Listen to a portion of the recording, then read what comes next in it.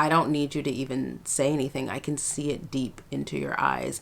And as he's saying these words, when I tell you, my eyes started watering. You have an invisible disorder, right? Like people can't see it when they see you, when they hear you talk, when they look at your Instagram. How I was diagnosed with bipolar disorder 1, insomnia, anxiety, and PTSD all in one go. Okay, so this was not something that was diagnosed gradually. This was all one diagnosis from one doctor in 2018. And if you guys do not know me, my name is Pearl. I do have a main channel where I talk more about pop culture and I do reactions over there. This is my mental health channel. I want to talk more about just like life and vlogging and mental health and really stay consistent with it. So I felt that it would be really important to share that story, share my experience. I think a lot of that experience can help somebody else, especially if they are going through things that they can't recognize or they don't understand. And what's interesting is I actually went on a retreat with my boyfriend a couple weeks ago, which was centered around expression and spirituality and the feminine energy and the masculine energy and,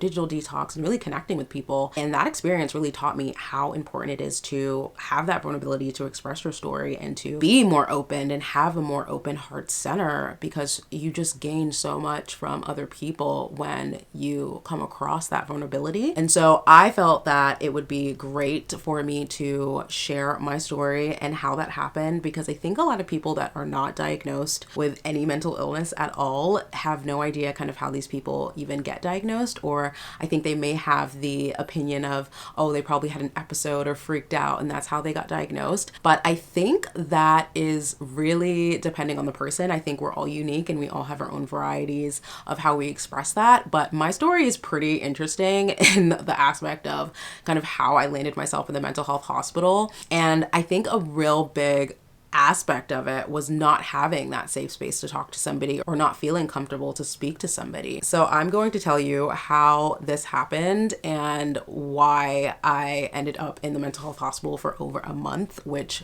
is insane. Even looking back, when I saw the judge was very confused on why I was in there for a really long time. So there's so many things that can happen to you that you don't even realize because of the stigma around mental health and just how people see you differently when you have an invisible disorder, right? Like people can't see it when they see you, when they hear you talk, when they look at your Instagram. It could be anything. They have no idea that there's anything wrong with you until they really get to know you. And so this was in 2018 when I was living in Texas and I was having a depressive episode. And what's interesting is in my earlier adolescence, I did have, like therapy and I was diagnosed with major depression. But I remember even at that time, I felt like it wasn't major depression. I felt like I had these highs and lows, but they just weren't as extreme as they were as I got older. And so I remember one day I was in my kitchen and I was actually on Bumble. Okay, so first red flag, be very careful who you discuss your life with on any platform, okay? Some people are just not going to be able to handle what you're saying to them, especially if you are an expressive person like myself that has no issue kind of like talking about things that I think other people would rather keep private. And so I'm sitting on my counter and I'm just kind of like telling him that I'm like really sad and that I'm just feeling really lost in the world and I just feel like I don't have anybody. And I just was really just like opening up to him because I just felt like we kind of had this connection of understanding like what depression was like and what these moods felt like. And so I felt like I was in a safe space. Okay, like I genuinely felt like I was in a safe space that was just me talking to a stranger I've never met before at all. Like I've never even met this person. We've only talked for a couple days. And I was just expressing to him kind of like my thoughts and kind of how I was feeling. And let me just tell you, if you're ever feeling hopeless or maybe you don't want to be where you are, if you know what I'm saying. Don't say that to a stranger. I said that and I thought like it wasn't a big deal. I felt like I just needed to just like get it out. It wasn't necessarily like I was gonna do anything or I had a plan or any like ideations, if you know what I'm saying. I was just genuinely like, I just feel like I don't belong here. I just feel like a burden on this earth and it just sucks. And like, hopefully tomorrow I don't feel this way and blah, blah, blah. And so as we're having this conversation, I'm literally just in my kitchen, just cooking and, getting ready for bed and like not even thinking anything of it. And then before you know it, I hear this knock on my door that definitely sounded like the police. I mean, a strong, strong knock. And I was just like who the heck is that? And I remember I turned off all the lights. I looked through the peephole and it was the police. And the second I saw the police at my door, I like got on Bumble and I was just like, wait, what's going on? Why is the police at my door? Did you call them? And then boom, he unmatched me. So I am just like, what the heck? So obviously I'm thinking in my head like, okay, I'm not gonna open the door, right? But they were doing a welfare check. So I end up opening the door and I mean, I crack it. Like, I'm just like, yeah, like, what do you want? And they were just asking me, oh, we're just doing a welfare check on you. Just wanted to see if you're okay. Like, can we come in? And immediately I was like, absolutely not. Absolutely not. You cannot come into my apartment. Like, no. You cannot come in. And they were trying to come in and I was just like, I will come outside, I'll put shoes on, but I am not, like, you're not gonna come in. And honestly, the reason I didn't want them to come in is because I had this huge pink bong that I bought like for my entering adulthood of getting my first apartment, and I didn't want them to see it and then obviously them be like, oh, we need to check for drugs, or you know what I mean? Like, I was just like, I don't have anything here, but I did buy this bong like for an open house, like open party, like when I first moved in, and I didn't want to hide it, and like obviously I was just like kind of freaked out about that. But anyway, so I end up going outside and I am trying to keep like everything cool. Like, I'm just like, yeah, like, I suffer from depression, I get sad sometimes. Like, I was just talking about how I was feeling in the moment. I didn't think that, anything was wrong, but I'm fine. Like, there's no issue, whatever. And so at that moment, I'm just thinking like, okay, I'm going to go back into my apartment and it's fine, right? So absolutely not. The police wanted me to go into like this hallway with him. And I just felt like, well, why can't we talk right here? Like, my door's right here. Like, I'm okay being right here. It's just like, I just think like we need to be in a more like secluded private area to have this conversation. And at the time I was just kind of like, ugh, this is like so like not what I need right now. Like, I gotta go to work, I got stuff to do, like I got bills to pay. But I was just like, okay, like let's just get this over with. Like, let me just like reassure him that I'm fine and I won't have to like deal with this. So we go into this hallway, and when I tell you, I felt like I was in a movie. One. Secondly, the police officer was basically like kind of pushing me into an emotional state that I didn't necessarily need to be in or wasn't in.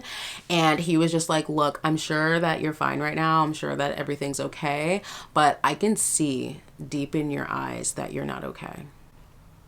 I can see how empty and sad and alone that you are right now. I don't need you to even say anything. I can see it deep into your eyes. And as he's saying these words, when I tell you, my eyes started watering. Okay, my eyes started watering to like the point where like I couldn't hold it back, and like tears just started streaming down my face, because obviously he's like hitting me in my heart center. He's like really making me feel the emotion that I was very much trying to hide. And I was just like, no, everything's fine. Like, yeah, I'm sad, but like I'm okay and everything's fine. And he's just like, I just think that it would be best if you come with us just for 24 72 hours, just to stabilize your mood, and you can come back, everything will be fine. And in my mind I'm just like, no, right? But they're just pushing me and like kind of forcing me to go with them, to the point where I was just like, I'm not gonna get out of this. Like, I am seriously not going to get out of this. And so he tells me to go get like a jacket, some shoes, and, I was just going to go get a checkup for the next like 24, 72 hours, just to go see a doctor, make sure everything is fine, and that I'd be back home. And I was just like, well, how am I going to get back? He's like, oh, we'll drop you back off. Like, everything will be good, blah, blah, blah. So me being very naive and assuming that these people are here to actually help me. And again, that was my thought at that time. I go into my apartment, I, grab a jacket, I get my shoes, like, meaning like not house shoes, but like actual shoes that I can wear. And then I lock my door, I come with them, and then they grab my arm. And immediately I'm like, what are you doing? Like, why are you grabbing my arm? Like, nothing's even happening. I'm not hostile. I'm not angry. Like, what are you doing? And he's just like, oh, unfortunately, we have to put you in handcuffs. And I was like, what? I have not done anything criminal to be in handcuffs. And he was just like, I'm sorry, but this is just procedure. Like, we have to put you in handcuffs. That was the first time I've ever been in handcuffs. And then, mind you, I'm not even getting arrested. It literally was just like safety for them. And I started bawling at that moment, because why is it that my emotions and my sadness means we need to put this person in handcuffs? Like, that just blew my mind. And I remember just thinking in my head, like, this is absolutely unacceptable. I don't care if it's for your safety. What could you possibly think that I'm going to do? But I had to really like look within myself and remember, like, right, like, are you a harm to yourself or others, right? Like, I hear that when I watch like criminal shows or the police shows or whatever. So I was thinking like, okay, well, let me just like be chill, whatever, like they can handcuff me, go into their, vehicle, whatever.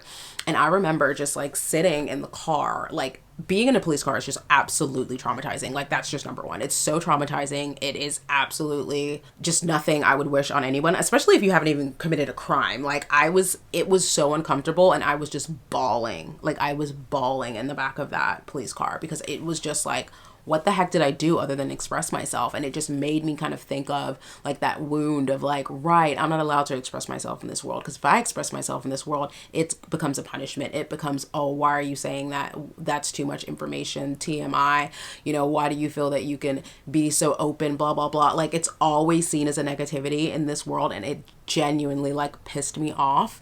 And I remember the officer was like, really, like, I could tell he felt so bad. And when I got out, he took the handcuffs off of me like immediately, and he was just like, you've been really nice, you've been really cooperative, like, I just want to let you know, like, it's not because like you're bad or anything, like, we just have to do that.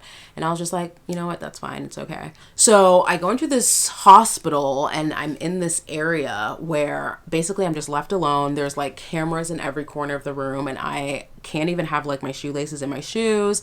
I couldn't wear my jacket. I had to have like just a t-shirt on. Like, I don't even know what that was for. Like, maybe because they thought like I was gonna like use this to, I don't know, like wrap it around something. I have no idea. They have all these different like rules that they have to have in there. And I was mortified, because he told me that I would be there for 24 or 72 hours. And I find out when I get in there that I would be held for a week or more. And when I tell you, that alone is already like even more traumatizing. Like, that just makes the person even more of like paranoid, and like feeling like all of the emotions that they felt previously but enhanced. Like, it just made me think like, this is not how you should be handling like mental health at all. Like, I don't really care if this is what you see as helping. This is not helping to me. Like, this is actually like really isolating. I'm by myself. I don't know what's going on. No one's told me anything, and I just have this random person like across the wall, like talking to me through a screen, telling me like, oh no, you're gonna be here for a while, like the doctor will be here soon, no worries. And I was just like, what the heck? So I'm just crying, I'm literally in disarray. And finally, like 45 minutes later, I see this doctor, and the doctor's basically asking me like, well, what happened? How did you get here? How are you feeling? Did you have any like visuals, ideations? And I was just like, no, I was genuinely just expressing that like I was sad, and that I felt like a burden in this world. Like, that was it. That's all I said. And I said it to a stranger. I didn't even say it to someone that knows me. Like, they should not have the right to be able to even bring me in here when they don't even know who I am. Like, that doesn't even make sense. And the doctor was just basically like, okay, I understand. Well, you're going to be here for a week or longer. We're going to put you on medication, and we're just going to watch your moods. And then they started telling me like all of the rules of the mental health hospital, like what time I'm going to have to go to bed, the activities that we'd be having, what we'd be eating, and that I wouldn't be able to have any visitors, only visitors within like a certain time frame. And it was one of the most traumatic experiences of my life, because every day I was waiting and wondering when I was going to get out. And they put you on this medication that you're forced to go on, and then they watch you to see if the medication like levels out, and you basically have to like become like what they consider a normal functioning societal human being for you to be released. And every single week, every single day, I just felt like, why am I in here? Why am I in here? Like, I'm doing everything correctly. I'm taking the medications. I'm going to activities. I'm being nice and, cooperative, whatever. But that first night, they would not let me sleep in a bed. I actually slept on the floor.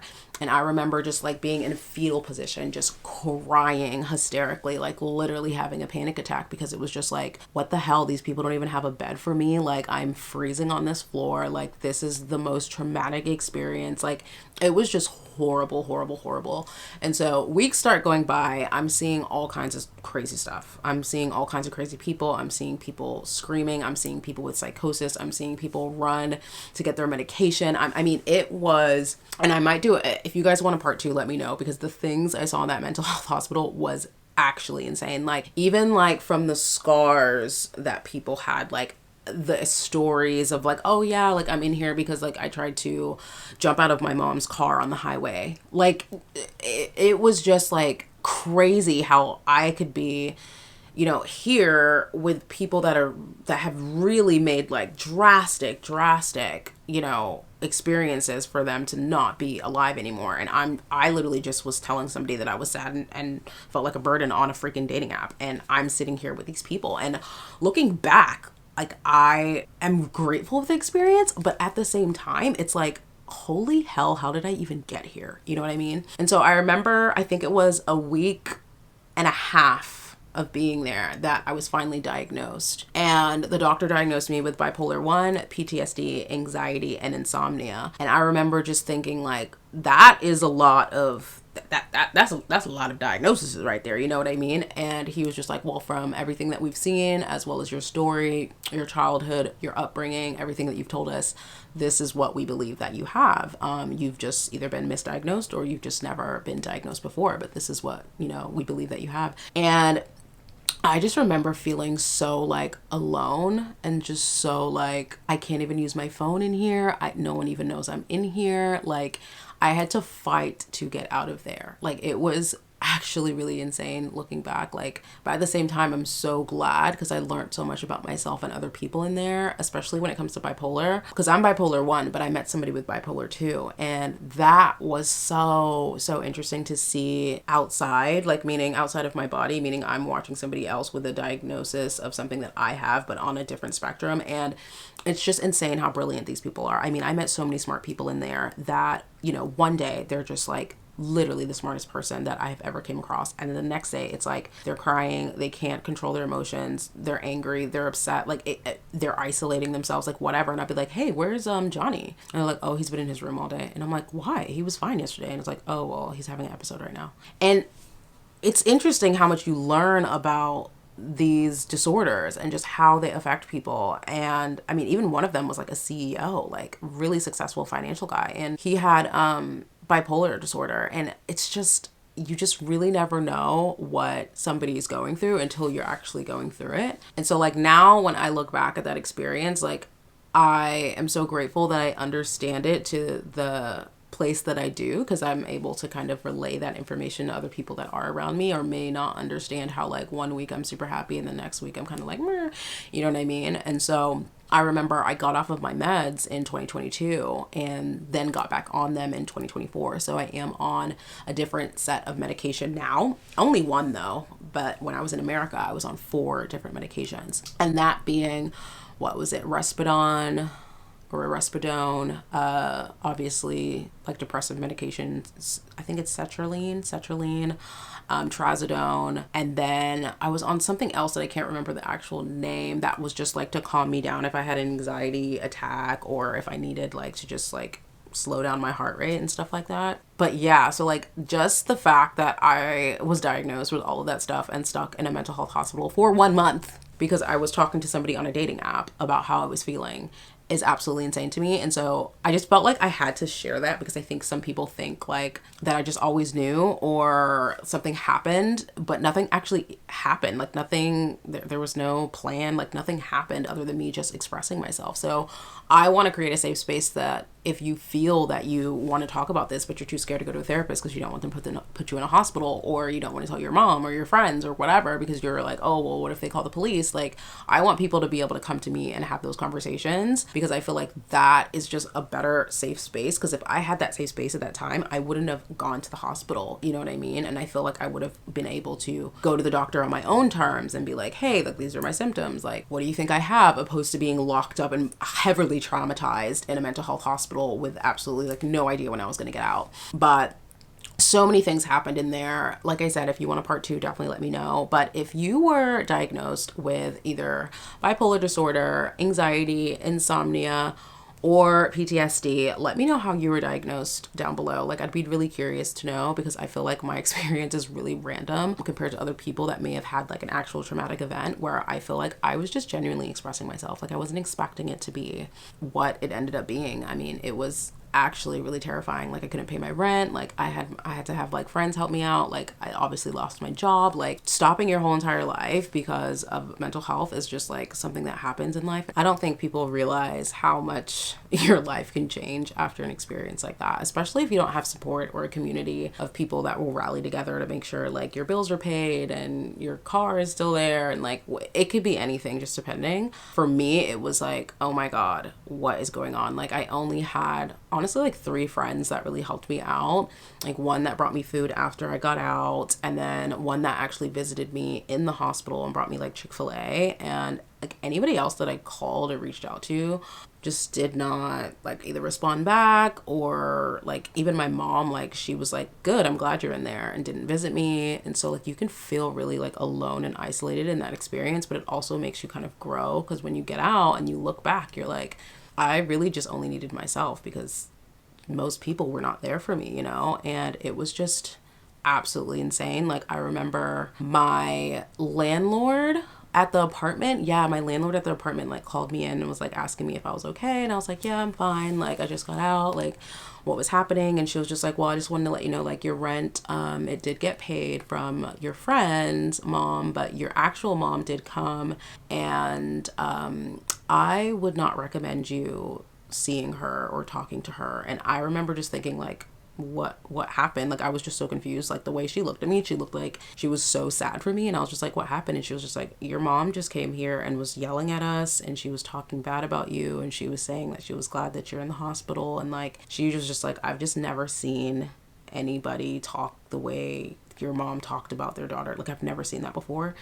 And I just want to let you know, like, we're putting an extension on your rent next month. Like, so if you need like extra time to pay for it or anything, just let us know. And I just remember feeling like so weird about that, because I was just like, that's crazy, because I was literally in the hospital unable to get any help, and I just felt like I had to reach out to her, you know? I just had to. Like, I didn't know who else to call. Like, I was just like, I'm in the hospital, I can't, you know, do this, that, and the third, like I need assistance. And it just became a complete shit show, honestly. And it's so sad looking back, but that was when I made the decision that I was not gonna have her in my life anymore, because I was just like, I needed you, and all you did was make people scared and me alone and unsupported. And that was just such a huge wake-up call for me, because I think throughout my entire life growing up, it's like I just always kept trying and trying and trying, but that was like the end. Like, that was when I was like, I'm not ever talking to you again after that experience. Because I think when you really go through something hard and you need somebody, whether that's family, blood, not blood, friends, like whatever, like those people, they imprint something on your heart, and you will never forget it. You will genuinely never forget it, because you really, really needed them in that time. But yeah, it was just so effing crazy. So like I said, if you have gone through anything like this, or if you're going through anything like this at this moment, and even if you've already been diagnosed and you still feel like, you know, it's a struggle day in and day out, trust me, believe me, you are not alone. You are absolutely not alone in it. I think a lot of people will see me, especially like on my main channel, and would never think that I have anything. They would just think I'm like a normal person. But I think because we have disorders that are invisible to, you know, the naked eye, like you can't just see it. You have to really be around that person to see it, or they have to tell you. And I think even at that point, there's still such a stigma around mental health and mental illnesses, and it's kind of sad when you think about it. It's actually kind of sad, because it takes a lot to go through day in and day out of just trying to be as normal as you can be. But at the end of the day, like, it's always going to be a struggle, and it's always going to be something where you have to pick yourself up and keep going and believe in yourself and find people that are going to be there for you, build a community. I mean, it's just, I don't know. I feel like a lot of it comes down to how you were raised, childhood, just certain traumas, experiences that you've gone through. But I would never wish this on anybody, because I think ultimately it's still a struggle for me every day. Even when I feel like I'm fine, it's still like, okay, well, when am I gonna hit that episode again, right? Or I need to eat better, or I need to work out, I need to meditate, I need to go pray, like whatever it is that's gonna like keep your energies high. There's a lot of like discipline and routine that you need for it, and it just becomes a lot to a lot of different people, and it just makes me sad that some people just don't make it. You know, some people are just like, I can't do this anymore, I'm over it, I'm sick and tired of it, and I'm ready to go. And that just sucks, because it's like I totally get it, but it's also like, I wish I could have talked to that person before that happened. You know what I mean? Like, it's just, you just never know who's really struggling. So anyways, I'm rambling now. Let me know your thoughts about this video. Let me know what your story was like, and if you've even experienced that before, or if you've even had the experience yet, or if you feel like you have symptoms and you just don't know, or you're kind of too scared to either get diagnosed or even tell anybody about it. Let me know down below. I would love to hear your story. And if you want to tell me privately, I do have my email in the description bar as well. Feel free to reach out to me there. I have open ears to all stories and disorders, and yeah, so that is my story. Let me know your thoughts down below. And if you do have any of these disorders, let me know down in the comment section as well. And of course, if you are brand new here and you did like this video, don't forget to like and subscribe. I really want to build a strong community of people that are fighting and going against the grain with these disorders, and even maybe some I don't have as well. I think there's a lot of mental health disorders out there that need a little bit more love and support, interaction, opposed to it being like that quirky thing that you have, that you know, I don't know, post on TikTok and you're like, yeah, I'm depressed today. Like, I think there's a lot more out there, especially when it comes to like psychosis. Meeting somebody with psychosis, that experience for me made me really open my eyes to how much people don't really know about mental illnesses and how much it impacts you. But that's my story. Let me know your thoughts down below, and I will see y'all in the next video. Thanks for listening.